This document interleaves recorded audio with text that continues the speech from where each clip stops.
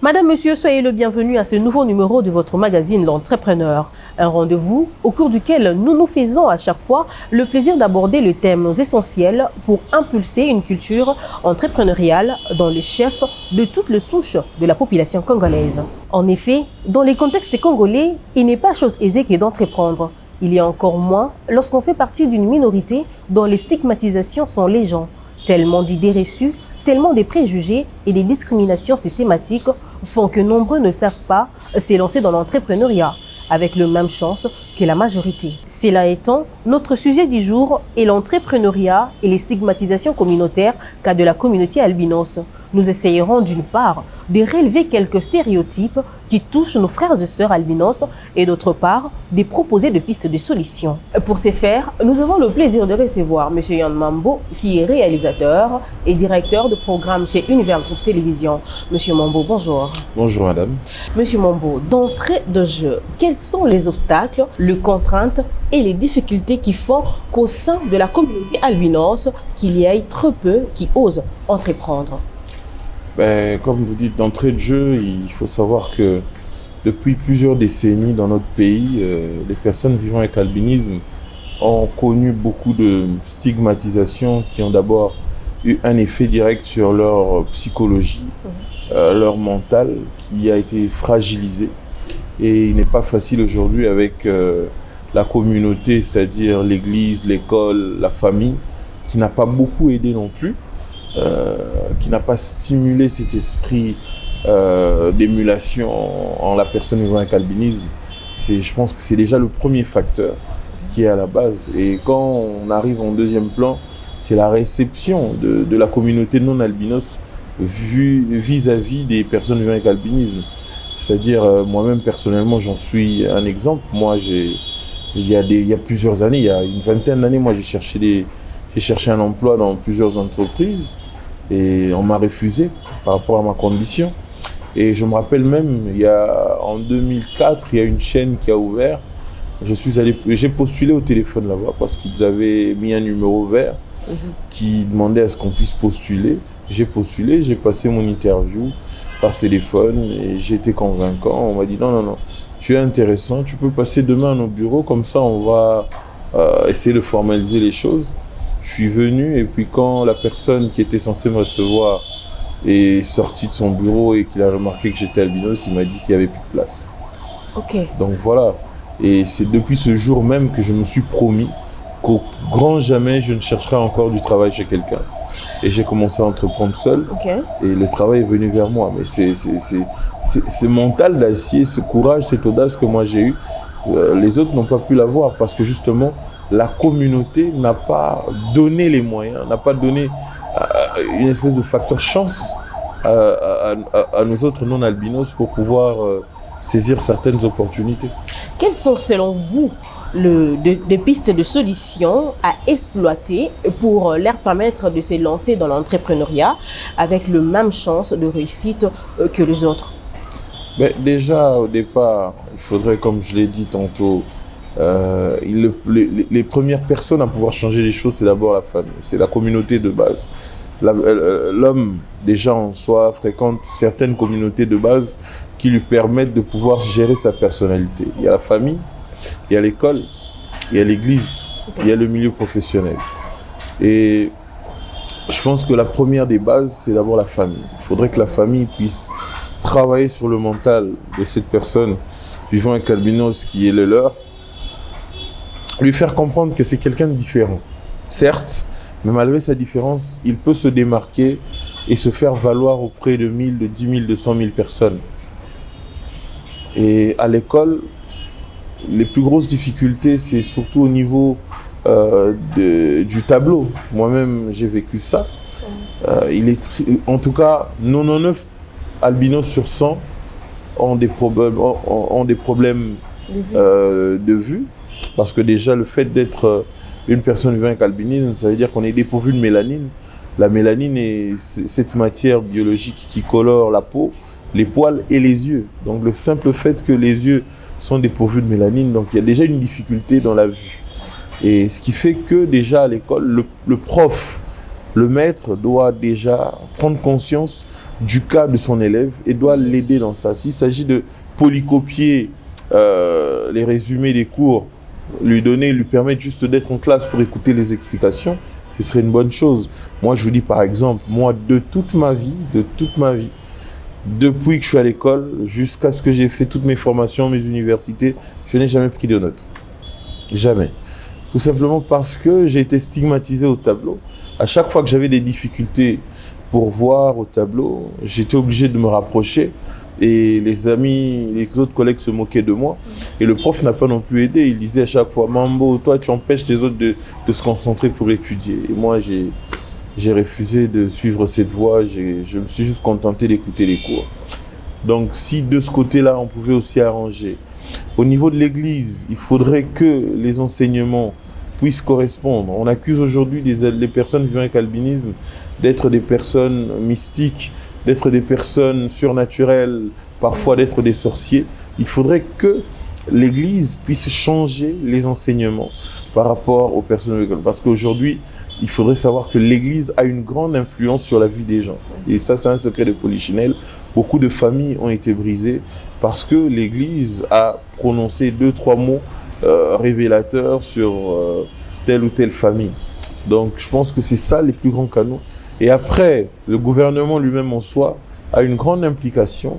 Le ministère de la Santé a l'implication, l'obligation de pouvoir vulgariser des messages de sensibilisation en rapport avec les personnes vivant avec albinisme pour qu'il y ait un brassage total, pour que les non-albinos puissent se dire que voilà, les albinos sont des personnes comme nous, il faudrait juste qu'on puisse accepter, malgré nos différences d'apparence, à l'intérieur, on est tous pareils.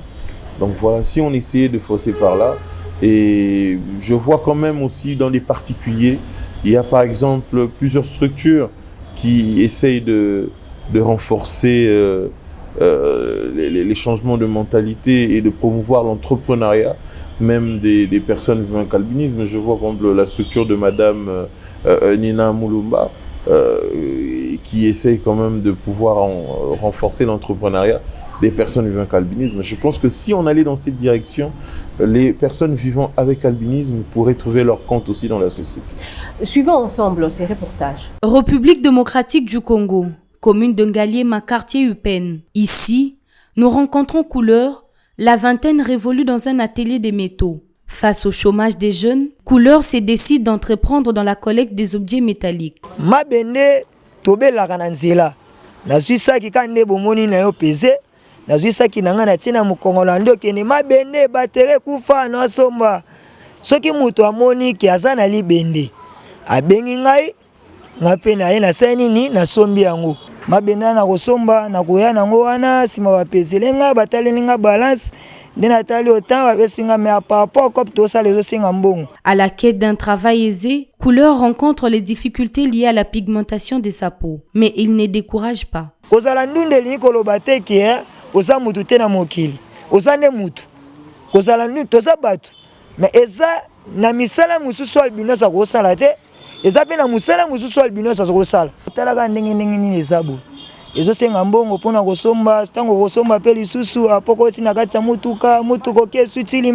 Les talents musicaux, un autre talent secondaire du jeune Couleur. Il sait répartir son temps entre l'entrepreneur et le musicien. Son plus grand rêve, devenir chef d'entreprise.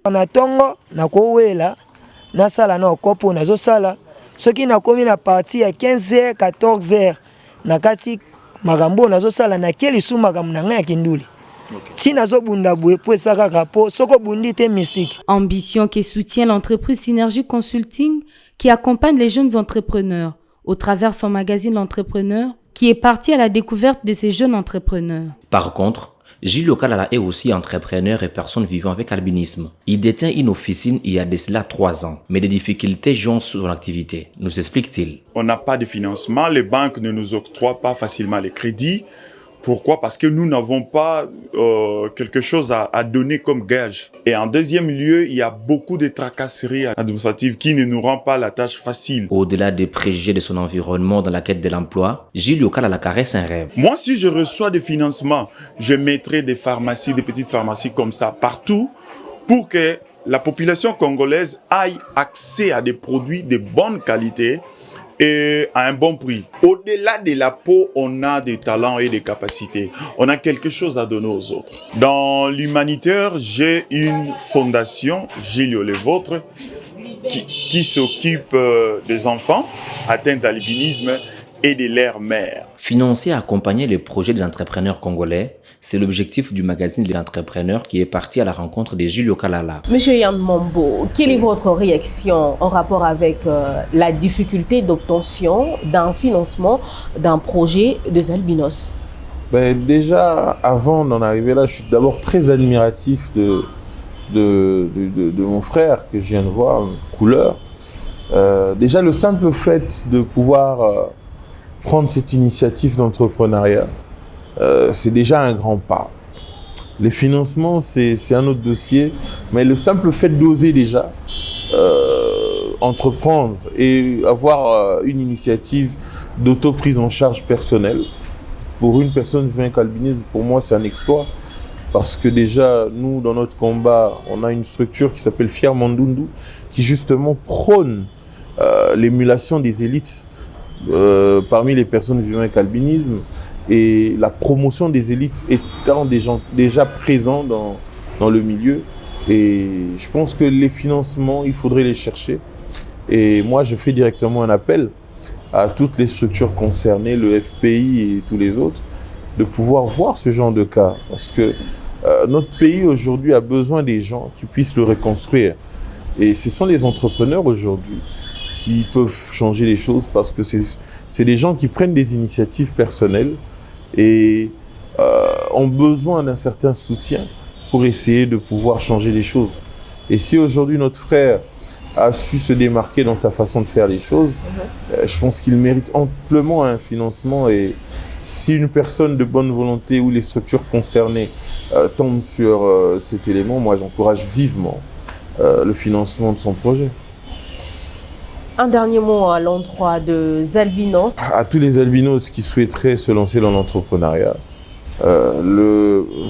moi je dis toujours, la foi commence déjà quand on met un premier pas sur la première marche d'un escalier sans savoir où il mène. Le plus important, c'est d'abord d'essayer, d'oser.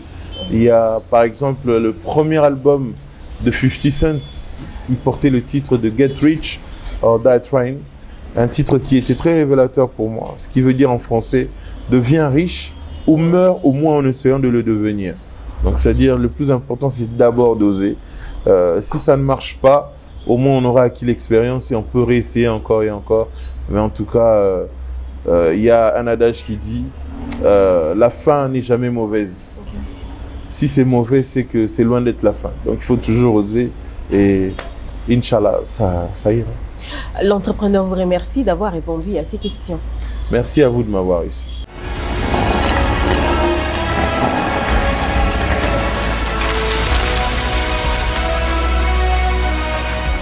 Bonjour Henri. Bonjour Fortune. Plusieurs préoccupations venant de nombreux téléspectateurs qui nous suivent régulièrement nous sont parvenues via nos différents réseaux sociaux. Parmi eux, il y a un qui veut savoir, faut-il joindre à son dossier de candidature une lettre de motivation, un diplôme ou un CV? Cet internaute fait bien de poser cette question. En effet, vous devez savoir que le prix de l'entrepreneur, qui vise à récompenser par un financement et un accompagnement le meilleur projet, se veut être la compétition de tous les Congolais désireux d'entreprendre. Pour ce faire, il donne l'opportunité à tout le monde, diplômé ou non.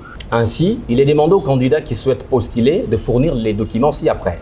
Une photo passeport en format PDF ou JPEG, une pièce d'identité, il peut s'agir d'une carte d'électeur, une carte d'élève ou d'étudiant, un permis de conduire ou un passeport. Son projet en format PDF, une note d'idée du projet qui est un résumé du projet à remplir directement sur le formulaire en ligne. Cependant, celui qui veut rajouter son CV est libre de le faire. Une autre préoccupation a été évoquée, notamment celle de savoir comment et où trouver le lien de formulaire d'inscription.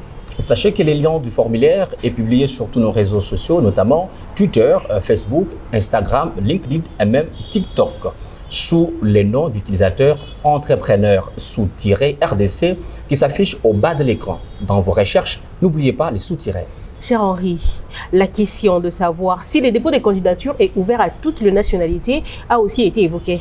Fortune, pour ce qui est de la nationalité des postulants, le prix d'entrepreneur n'est réservé qu'aux Congolais qui soient de la diaspora ou résidant en RDC. Une dernière question, et pas de moindre, quelle est la date limite pour le dépôt de candidature? L'échéance de dépôt de candidature est fixée pour le 31 août 2022, car le concours interviendra fin septembre. Merci Henri pour ces éclairages utiles. Le plaisir est pour moi, chère Fortune. Et c'est par ici que prend fin votre émission. On se retrouve prochainement